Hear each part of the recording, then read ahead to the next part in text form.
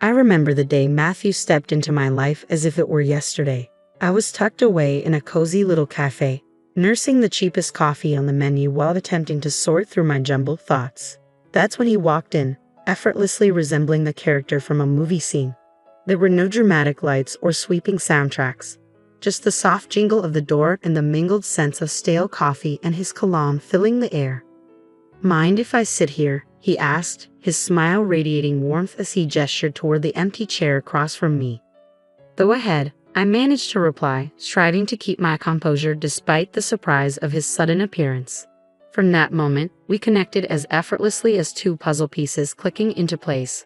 We discovered countless shared interests, from binge-watching cheesy TV shows to debating the best pizza toppings, pineapple, of course, being the undisputed winner.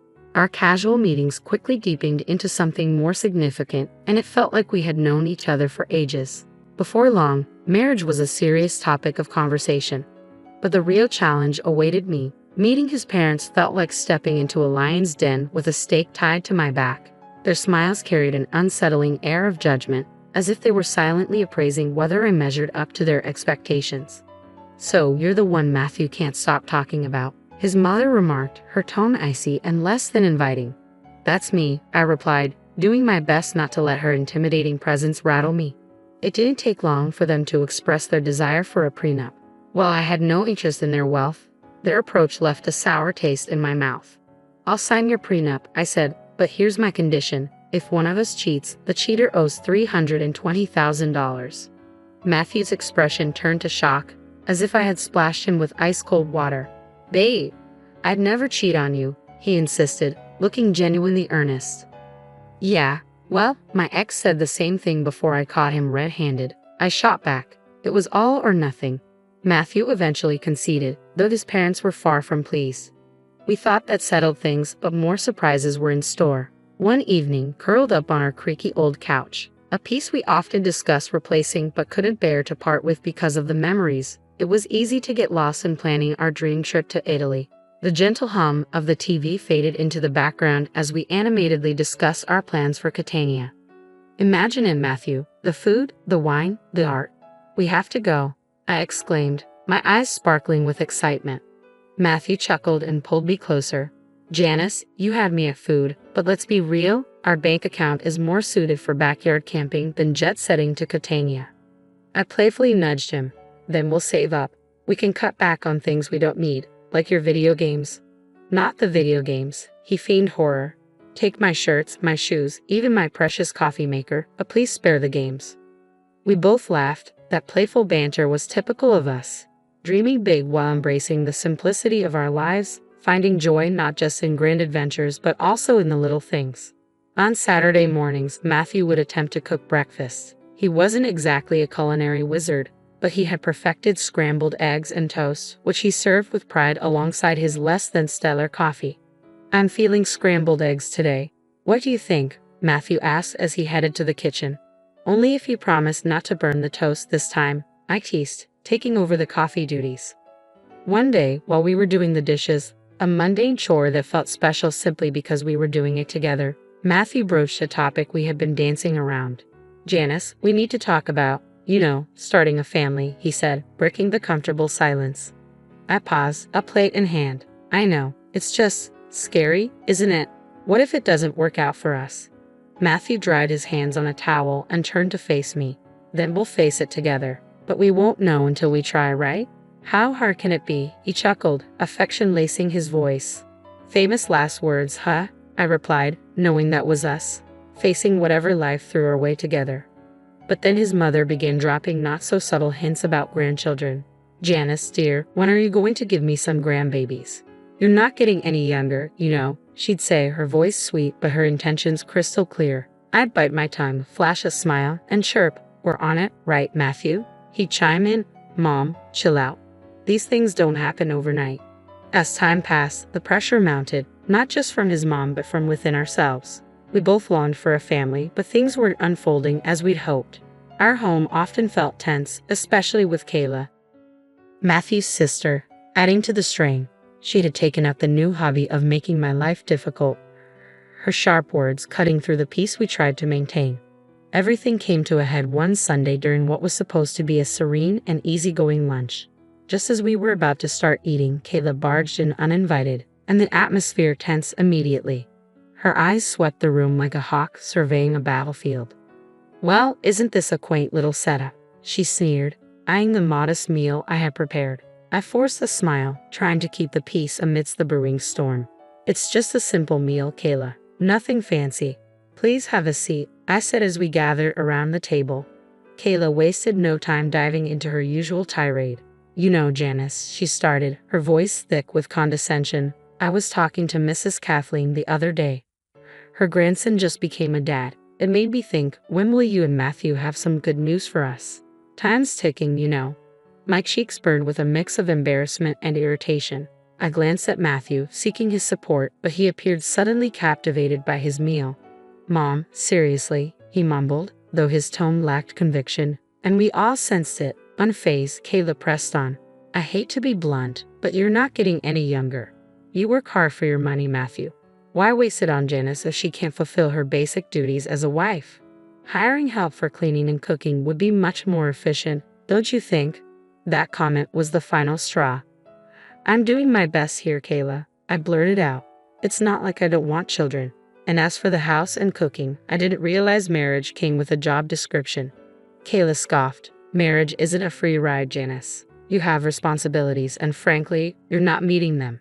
Tension thickened the air, and tears welled in my eyes, but the deepest wound came from Matthew's silence. When he finally spoke, it wasn't to defend me. "Mom's right. Maybe we should consider getting some help around here. It would take some pressure off you too," he suggested. His words felt like a betrayal, and I suddenly felt starkly alone. As Kayla's visits became more frequent, so did her criticisms. She scrutinized every corner of our home, pointing out flaws. "You call this clean?" she sneered. "Looks like a pixie to me." Then came the jabs about my appearance. "Is that what you're wearing? A wife should dress to please her husband. No wonder Matthew seems exhausted. He comes home to this." I tried to stand my ground. "Kayla, I dress for myself, not for Matthew. He's tired because he works hard, not because of my outfit." But it was futile. Kayla had made up her mind about me, and nothing I said could sway her. Matthew's lack of support cut deep. Every night after his mother left, we would argue. "Why won't you defend me? She's bulldozing over us, and you just stand by. Janice, she has her ways. What do you expect me to do? Kick my mom out?" "No, but I expect you to be my partner, to stand with me, not against me." It became clear that this situation was more than just Kayla's disapproval. It was a test of our marriage, a trial of whether we could withstand the relentless barrage of her criticisms. As the weeks passed, it dawned on me that this was not a temporary phase. It was a full-blown assault. If we didn't take action soon, there might be nothing left to salvage. The atmosphere between Matthew and me turned icy, exacerbated by Kayla's intensified critiques. Life at home became unusually tense, and I couldn't shake the feeling that Matthew was keeping something from me. It wasn't just the usual stress from work. There was an unsettling change in his behavior that hinted at deeper secrets. It started subtly with his phone habits. Matthew, who had always been an open book, began stepping out of the room for calls, particularly those from someone named Austin, allegedly a new colleague who had a lot of questions. One quiet evening, trying to keep the conversation light, I asked, "Who's this Austin at work?" Matthew's reaction was instant and telling. His body stiffened, and he looked away, a clear signal of his discomfort. "Just a new guy at the office. Really inquisitive," he answered too quickly, avoiding my gaze. But there were more troubling signs. Matthew, who had previously been indifferent to fashion trends, started transforming his wardrobe. Out went the graphic tees and faded jeans, replaced by neatly pressed shirts, sleek trousers, and even a new cologne that lingered around him each morning. "What's with the new look? Planning to model for a department store catalog?" I joked, trying to mask my growing concern. One morning, as Matthew styled his hair in a new way, I joked, "Planning to model for a catalog." He gave a nonchalant smirk. "Why not spruce things up a bit? No harm, right?" But the late nights began to pile up. "Sorry, love. This project is killing me. I'll be home late," his text would read, night after night. Often, it wasn't until the early hours of the morning that I'd hear the key turn in the door. Something felt off, a gnawing sense of unease that wouldn't fade. Driven by a mix of fear and a desperate need for the truth, I hired a private investigator. a decision that felt like it belonged in a melodramatic detective series. The results were just as dramatic. Inside a plain envelope were photographs and a voice recording. The images showed Matthew with another woman, their closeness unmistakable, while the intimate conversations on the recording shattered any illusions I'd held. Here was a man in love, but not with me. As I sat alone, absorbing the cold truth laid bare on my kitchen table, I realized these pieces of evidence could be crucial if our marriage crumbled into a divorce. The photographs transformed memories of our shared life into jagged fragments of betrayal, and the voice recording taunted me, echoing every tender word he'd ever spoken to me. Yet I kept this devastating discovery to myself, bearing the weight of heartbreak alone. I wasn't ready to confront him. Not yet. I needed time to plan and figure out how to approach the likely end of our marriage with some semblance of grace. In the days that followed, Matthew and I continued our charade. He wore the mask of the affectionate husband while I played the role of the content wife, our conversations peppered with artificial laughter and hollow words. "Everything all right?" he would ask, concern lacing his voice. "Just tired, you know. Work's been crazy," I would reply, the lie tasting sour in my mouth. Then one day, as I passed by Matthew's slightly open office door, the truth spilled out. He and Kayla were discussing not trivialities, but the future of our relationship, with grave seriousness. "I can't do this anymore, Mom," Matthew confessed, his voice heavy with weariness. "It's not just about Janice not having kids, it's more than that. I feel like we're just coexisting, not truly together." Kayla's response was razor sharp. "But think about it, Matthew. She hasn't given you a child. What else does she bring to our family?" Her words were cold and calculated, and the weight of their implications confirmed the lonely path ahead. This wasn't merely a rough patch, it was a profound disconnect that might be irreparable. As I stood there, feeling the fabric of our marriage unraveling, I knew tough decisions awaited me, decisions that would redefine my future. "We can't miss out on a generous gift from her, can we?" Kayla's cynical tone pierced me deeply. They had a plan: keep me around just long enough to enjoy the lavish gifts from her upcoming birthday celebration before cutting ties without a second thought. "Just a bit longer," Kayla had said, her venomous smirk etched into my memory. I stood frozen, fury and disbelief coursing through me. It was clear they intended to discard me as easily as crossing off an item on a grocery list. The sting of betrayal ignited a fiery determination within me. They saw me as nothing more than a pawn in their twisted game, but I was resolute in proving I was no one's fool. A few days later, we sat down for a family dinner that felt more like a scripted play than a warm gathering. Kayla, with a calculated smile, turned to me. "So, Janice dear, what do you have planned for my birthday? Something special, I hope." I met her gaze with a calmness that belied my inner turmoil. "Actually, Kayla, I've been thinking about arranging a dinner at the city's most exclusive restaurant, an evening you won't forget." Her eyes sparkled with greedy anticipation as she exchanged a satisfied glance with Matthew.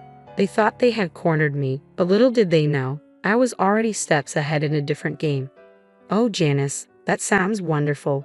Just close family, keep it intimate," Kayla purred with feeding sweetness. "Absolutely, Kayla. We'll make it a night to remember," I replied, the words tasting like ashes in my mouth. The weeks leading up to Kayla's 60th birthday felt like a march toward a day of reckoning, each of her smirks and Matthew's dismissive nods fueling my resolve. My plan was simple yet bold: host the lavish dinner as a supposed gesture of goodwill, then spring a monumental surprise. As the plans unfolded, the devil lay in the details. The night before the party, our home was charged with silent tension. Matthew lounged on the couch, absorbed in his phone. "Everything ready for tomorrow?" he asked, not bothering to look up. "You could say that," I replied, my voice steady despite the storm brewing within me. The day arrived, and as guests filled the opulent dining room we had reserved, the air was thick with anticipation. My heart raced, not with nerves but with the thrill of the imminent revelation. Kayla, basking in the spotlight, reveled in the grandeur. "Oh, Janice, you've truly outdone yourself." "This place is divine," she announced, her voice carrying across the room. As the evening progressed, laughter and stories filled the air, masking the undercurrents of tension swirling around us. Just as dessert plates were cleared, the moment I had been waiting for arrived. The waiter approached discreetly, whispering the staggering cost of the dinner, $10,000. I handed over my credit card, unnoticed by most, when suddenly, as if on cue, Matthew dropped his bombshell. Janice, it's time for the truth. I'm done with this. With us. I want a divorce, he declared, his words cutting through the festive noise and suffocating the atmosphere. Before I could fully process his statement, Kayla interjected sharply. Well, now that it's out in the open, it's best you leave, Janice. Tonight is about family, and you're no longer part of ours. The room fell into stunned silence, every gaze fixed on me. Yet I refused to crumble. With composure I didn't know I possessed, I prepared to face the storm. I hardly felt the weight of my decision as I rose from my seat, nodded curtly, and walked out without a word. The chill of the night air hit me, a stark reminder of the finality that loomed ahead. As I made my way to a friend's apartment, the night closed in around me, reflecting the cold journey I was about to undertake. But I walked on, resolved to forge a new path from the wreckage of my past. With steely determination setting in, I finalized my plans and packed my essentials, transforming the numbness of betrayal into decisive action. This was not just the end of one chapter, it was the beginning of another. As I zipped up my last suitcase, my phone buzzed insistently. I tried to ignore it, but curiosity got the better of me. Kayla's frantic voice blared from the other end. Janice, the payment didn't go through. You need to fix this right away. Her demand rang hollow and ironic in the moment. Anticipating this move, I had already blocked access to our shared accounts, knowing it might be Matthew's first line of defense. Oh, Kayla, what a shame. But since I'm no longer part of the family, as you've made abundantly clear, I'm afraid you'll have to sort this out yourself. The fury crackling through the phone was almost a melody to my ears after the betrayal I'd endured. The chaos that followed, stories of the restaurant staff demanding payment, Kayla's escalating tantrums, and the police arriving to calm her down, was the perfect ending to the farce my marriage had become. In the end, it was Matthew and Kayla who scrambled to cover the bill, a fitting consequence for their deceit. The morning after the dinner felt like waking up after a storm. I returned to what had once been our shared home for one last time, divorce papers in hand, ready to confront the remnants of our relationship. The atmosphere was electric, almost palpable, as if it could be sliced with a knife. Matthew and Kayla were in the middle of a heated discussion, their animosity thick in the air. You've got some nerve showing up here after last night, Matthew spat, his expression twisted with anger. Great, you've humiliated us in front of the entire city. Do you understand what it's like to have the police called because of your antics? People were laughing, Kayla added, her words sharp as knives. I faced their fury with a calm I barely felt inside. Is shame your primary concern right now? I retorted, tossing the divorce papers on the table and placing the damning photos of Matthew's infidelity on top. Matthew's face drained of color as he picked up the photos, his mother looming over his shoulder. Their anger quickly dissolved into shock, then morphed into panic as the gravity of the situation sank in. And let's not overlook the prenup, shall we? I continued, my voice steady and unwavering. You stray, you pay, precisely $320,000. Kayla's face twisted into a snarl. You wouldn't dare. You can't do this to us. Oh, but I can, and I will, I replied, my tone devoid of warmth. Recognizing the seriousness of the situation, Matthew shifted his approach. Please, let's discuss this. We can find a solution. A bitter, mirthless laugh escaped me. Find a solution. Do you think a few words can undo everything? No, Matthew, it's over. Kayla, ever the manipulator, tried to soften her tone, dripping with false concern. Janice, darling, think about what you're doing. This will destroy us. That ship has sailed, Kayla. You should have thought about that before. Their pleas turned to desperate entreaties, frantic attempts to salvage whatever dignity remained, but the time for words had passed. The moment for action had arrived. In the end, Matthew had no choice but to borrow money from his parents to settle the financial arrangements with me. As I walked away from that house for the last time, check in hand, I felt an immense weight lift from my shoulders. After everything that had transpired, I was finally free. I used the money from Matthew to make a down payment on a modest yet cozy place of my own. It's incredible how much peace you can find in a home that's entirely yours, where every nook feels like a sanctuary from the storms of a past life. Now, life is quieter, and that's exactly how I prefer it. I have a job that keeps me busy, friendly neighbors who greet me with smiles, and a small garden that's mine alone to cultivate. Occasionally, I hear bits of gossip about Matthew and Kayla. Just the other day, while picking up coffee at the local cafe, a popular spot in the community, I ran into someone from the old neighborhood. After exchanging pleasantries, they leaned in, their voice dropping to a hush.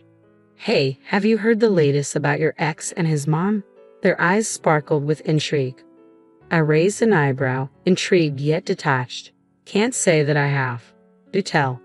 They seem to be at odds. Apparently, Kayla isn't too pleased with Matthew's new girlfriend. Rumor has it they've been arguing nonstop.